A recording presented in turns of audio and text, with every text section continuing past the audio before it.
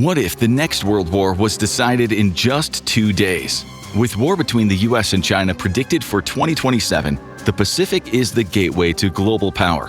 Whoever controls its waters commands trade, resources, and military dominance. For America, seizing it means acting first, swiftly and decisively, before any rival can respond. There is no prize for second place. On today's infographic show, we'll explore how the US could lock down the Pacific in 48 hours. The satellite images before the US president show the unthinkable: almost 130 Chinese warships moving in perfect formation across the South China Sea. Yet no one is surprised. Militaries across the West have been wargaming this exact scenario for more than a decade. The Chinese fleet stretches for 30 miles. Carriers, destroyers, submarines, amphibious assault ships, and support vessels representing the largest naval deployment since World War II. Accompanying them are massive submarine drones and vessels capable of doubling as artificial harbors and amphibious offloading stations. At the center of it all sits the crown jewel of the Chinese Navy ambition, the CNS Fujian, a supercarrier whose electromagnetic catapults can launch aircraft faster than anything the Chinese fleet has ever managed before. Every ship, worryingly, is on a crash course with Taiwan. But the imposing procession doesn't stop there. Within minutes, the president learns that the initial fleet is supported by a second wave of 200 landing craft, filled to the brim with an estimated 50,000 Marines. Predictably, the Chinese state media classifies this threatening naval foray as routine exercises. But the tonnage of military hardware bearing down on Taiwan represented more firepower than most nations possess in their entire military. The Chinese fleet moves with the confidence of a navy that has spent 20 years preparing for this moment. Type 55 destroyers form protective screens around the fleet, each one armed with 112 vertical launch cells, capable of firing missiles that can sink an aircraft carrier. Beneath the surface, submarines run silent, their exact positions known only to Chinese commanders. Shore-based missile batteries along China's coast come online, their radars sweeping approaches to the Taiwan Strait with methodical precision. American intelligence estimates give Taiwan 72 hours before Chinese forces achieve overwhelming victory. The island nation's military, though well-trained and highly motivated, simply cannot withstand the sheer weight of firepower approaching their shores. For decades, it was anyone's guess how the American military would respond to this exact scenario. Such doubts lingered no longer. For months, heated White House discussions motivated by an intelligence coup we will never know about had finally led to the abandonment of decades of strategic ambiguity on the Taiwan question. America's old policy of ambiguity was over. No more vague promises of support if Taiwan were ever attacked. The stakes were now undeniable. Taiwan produced over 60% of the world's semiconductors and 90% of its most advanced chips. Lose Taiwan, and virtually every computer, smartphone, car, and military drone stops being made. The global economy doesn't just take a hit, it goes back to the Stone Age, digitally speaking. The economic fallout of Taiwan's loss would make the 2008 financial crisis look like a minor accounting error. Supply chains that took decades to build would collapse overnight. The semiconductor supply chain, it turns out, makes America's oil dependence on the Middle East look quaint by comparison. America now faces a choice: watch China reshape the Pacific Order permanently while holding the global economy hostage, or respond with force that will either prevent a war or guarantee one. The president's order sets the U.S. Pacific Command into motion, a machine built for moments like this. At Pearl Harbor, Admiral Stephen Kohler receives his orders through encrypted channels. He stands in his war room surrounded by screens that pulse with the positions of every American asset, from the Aleutians to Australia. He was witnessing the activation of the world's most sophisticated naval command system. His staff has run this same scenario hundreds of times, but now things are different. Now things are real, and nobody, especially Kohler, is looking forward to finding out which part of the Navy's war games were overly optimistic. The USS Gerald R. Ford, already conducting routine patrols 800 miles northwest of Hawaii, receives new orders. Within minutes, her nuclear reactors surge to full power. Her escorts form protective screens. Her air wing prepares for round-the-clock operations that will continue for weeks. The carrier's electromagnetic aircraft launch system is even better than China's. It can put a fighter in the air every 30 seconds, a capability that'll prove crucial in the hours ahead. The USS Nimitz, steaming in the Philippine Sea, changes course without explanation to her crew. Her captain knows only that the sealed orders he's opening will either prevent a war or start one.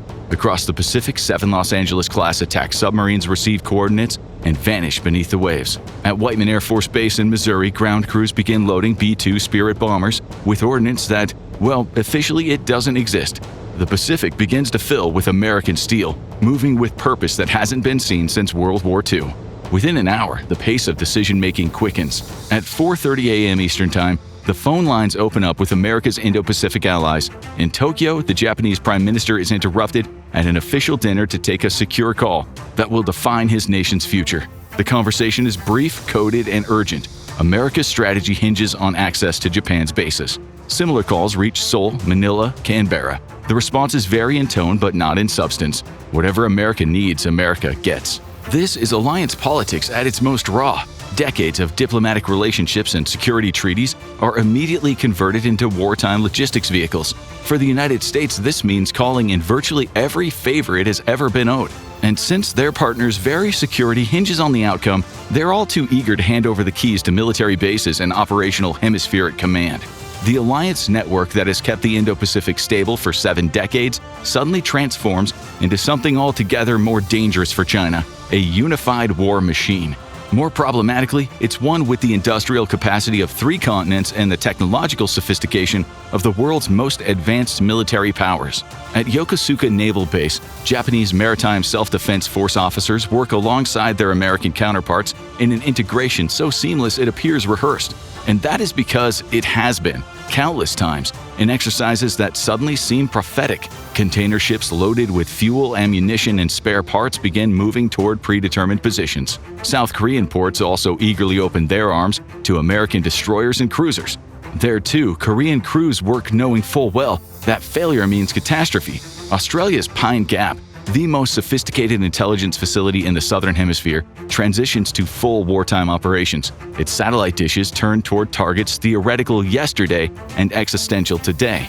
The Great Pacific Logistics Marathon commences with an all-out sprint. C-17 Globemasters thunder out of Travis Air Force Base, packed with specialists who will transform Allied facilities into forward operating bases. These men have been well briefed. They understand the coming operations will dwarf Desert Storm. Marine expeditionary units begin loading into amphibious assault ships with the quiet efficiency of professionals who have trained for this moment their entire careers. The supply calculus that makes American power projection even possible unfolds in real time. In the family housing at Camp Pendleton, wives and children watch their Marines load into buses in pre-dawn darkness. Nobody mills about. There is purpose in their gait, and within minutes the buses are gone for Pacific assignments unknown. On America's nuclear submarines, crew members settle into routines they know could last months. For everyone gearing up for deployment, things still feel so surreal, it barely registers that so few of them might actually come back. At 0800 Eastern, Cyber Command unleashes a series of operations that exist in a realm beyond conventional warfare. Enemy communication networks suffer cascading failures. To most, they look random, but to the mathematicians and computer scientists fighting through fiber optic cables, the patterns are unmistakable. Vicious programs designed for this era are unleashed on the enemy. Chinese military satellites find their uplinks jammed by signals so sophisticated they appear to be equipment malfunctions. GPS satellites receive new programming that will selectively deny service to hostile forces while maintaining precision guidance for American weapons. In geosynchronous orbit, Space Force assets begin a strategic program of electronic warfare operations that blind enemy surveillance systems while enhancing American capabilities. The battlefield no longer encompasses only land, sea, and air. For years, nations feared what would happen when it expanded from the ocean's depths to orbital heights, when weapons and algorithms could cripple a military without a single shot fired. Now it was time to find out. Reconnaissance satellites reposition themselves with tiny thruster burns that require months of orbital mechanics calculations. The intelligence advantages, however, can be worth billions of dollars. Chinese radar installations begin malfunctioning in ways their operators cannot explain. Most scramble to restore sensitivity to sensor arrays and curtail the glitches cascading through previously secure networks. The Chinese military did not anticipate such a stark response. Their commanders are infuriated as the fog of war descends in a manner that borders on science fiction. Global Hawk drones launch from Andersen Air Force Base on Guam. Their 30-hour missions will map every vessel, every installation, every movement across millions of square miles of ocean. AWACS aircraft establish aerial command posts that can interweave live drone feeds across time zones while remaining beyond the reach of enemy interceptors. America's Pacific Naval Intelligence stations process waterfalls of data that would have melted the supercomputers of old. There are electronic fingerprints arcing across the Pacific. Each radar signature, radio chatter, and unique sound of a ship's engines are cataloged, analyzed, and fed into targeting databases. Today, the introduction of AI helps them grow smarter by the hour. At 1200 Eastern, fast attack submarines take positions that transform the geography of maritime warfare. The USS Hawaii settles into the deep waters north of the Strait of Malacca, her sonar array detecting every vessel that passes through the world's most important shipping lane. The USS Virginia positions herself at the southern entrance to the South China Sea, effectively controlling access to ports that handle a third of global trade.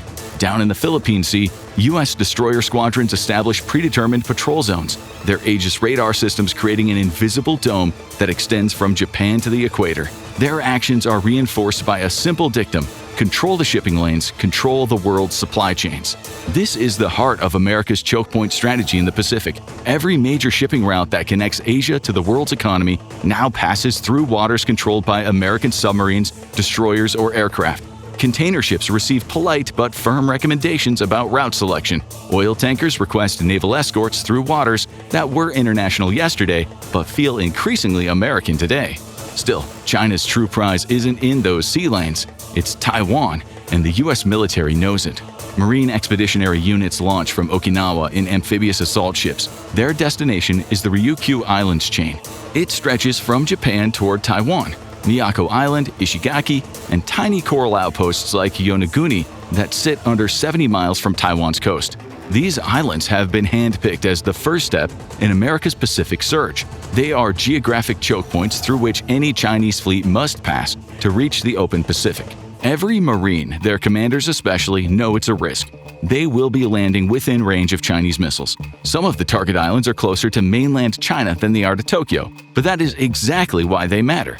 Control Miyako and Ishigaki, and you control the shipping lanes that carry more than $3 trillion in trade annually. Chinese submarines trying to reach the Pacific will have to surface in waters now crawling with American sensors. The amphibious operations have been choreographed under the assumption that Chinese ballistic missiles will attempt to turn the performance into a tragedy. Speed is of the essence. Marines storm the beaches of Yonaguni Island, population just 1,700. Within hours, Japan's westernmost territory is transformed into a forward missile base, ready to sink any Chinese warship attempting to push through the Taiwan Strait.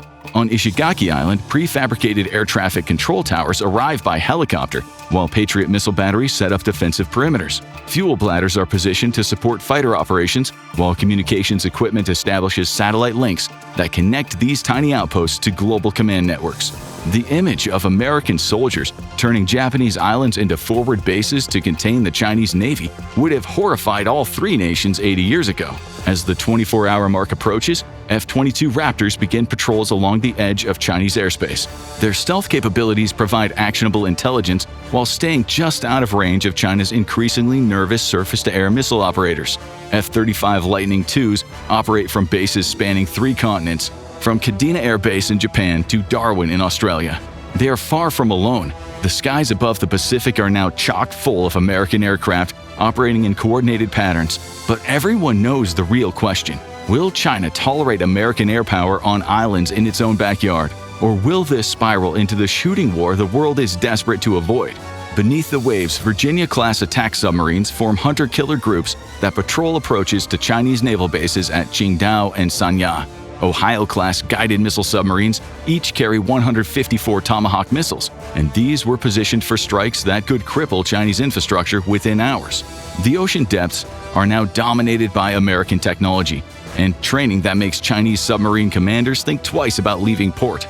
At the 36-hour mark, another set of B-2 Spirit bombers launched from Whiteman Air Force Base on a 30-hour round trip. That proves American reach extends literally anywhere on the planet. Their targets are carefully selected for maximum psychological impact. Woody Island's radar installation will become expensive scrap metal. Communication towers on Fiery Cross Reef will go dark. Subi Reef's runway will develop several inconvenient craters. But it's not just the bombers that make Beijing's war planners sweat.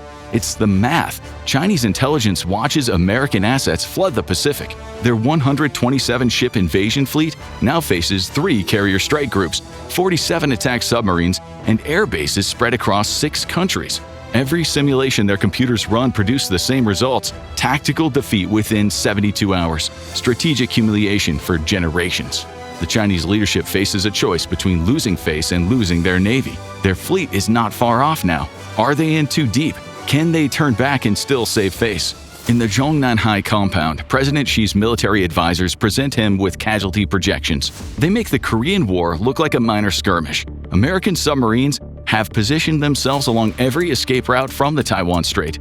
The DF-21 carrier-killer missiles that China spent billions developing over a series of decades suddenly seem inadequate, especially when faced with integrated missile defense systems stretching from Japan to Australia.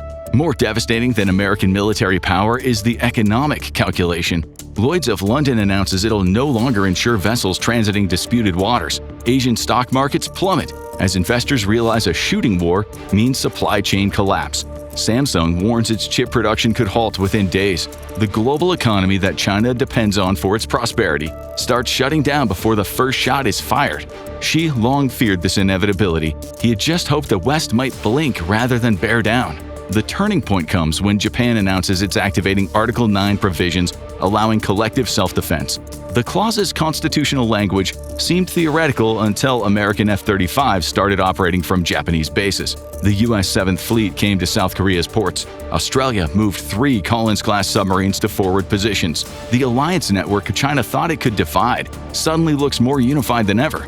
Xi thought back to 2022, to the West in the aftermath of Russia's ill-planned invasion. He had decades to plan, and even now the outcome looked increasingly untenable.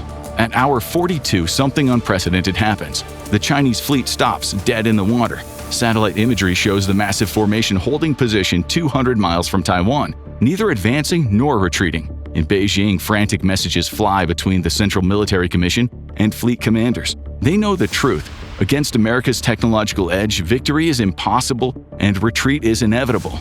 The face-saving formula comes through diplomatic channels in Moscow. Ironically, it is Russia that offers to mediate the de-escalation talks that allowed China to frame its withdrawal as a successful completion of maritime exercises. Chinese state media begins referring to the operation as a demonstration of naval capabilities rather than invasion preparations. The 127-ship fleet that looked so menacing 48 hours ago starts dispersing into smaller groups, conducting routine patrols throughout the South China Sea. But everyone understands what really happened. China blinked. Shipping giants like Maersk and COSCO make polite phone calls requesting permission for routes that were unrestricted 48 hours earlier. Container ships get Navy destroyer escorts. Oil tankers adjust schedules based on U.S. patrol patterns. Communication networks operate under enhanced security protocols. Bureaucratic speak for "we're all reading your emails." Chinese commanders find themselves isolated from their own command structures, while American forces share information across service and time zones. The final 6 hours transform a military demonstration into a new economic reality. Insurance companies begin requiring U.S. Navy escorts for passage through the South China Sea. Shipping routes that carried trillions in annual trade now operate according to schedules coordinated through Joint Base Pearl Harbor-Hickam.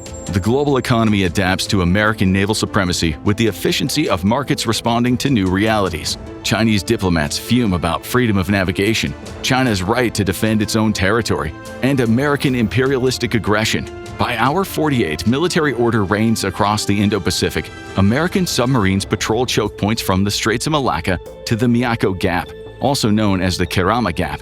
F-35s maintain combat air patrols over shipping lanes that stretch from Singapore to San Francisco. The islands that were dots on maps yesterday now host radar systems that can track aircraft at unimaginable distances. Chinese leadership faces a humiliating truth. They spent 2 decades building a world-class navy that cannot safely operate beyond their own territorial waters when America decides otherwise. The Taiwan invasion that was supposed to announce China's arrival as a global superpower instead demonstrates the limits of regional power when faced with global reach. America's Pacific strategy rests on a single principle: strike with overwhelming force, precise enough to spare lives, yet brutal enough to break the enemy's will. The demonstration works because it revealed technological and logistical capabilities that make Chinese victory mathematically impossible.